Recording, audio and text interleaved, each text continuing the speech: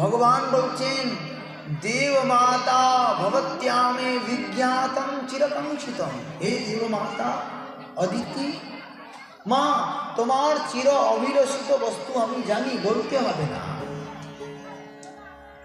সেই সমস্ত কিছু পূর্ণ করব, তুমি চিন্তা করো না।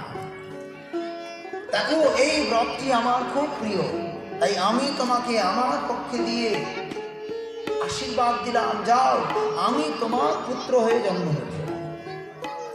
আর যদি আমি তোমার পুত্র হয়ে জন্ম নিই তাহলে ইন্দ্র আমার জ্যেষ্ঠ ভ্রাতা হবে, তার কার্য আমি অবশ্যই সিদ্ধ করব।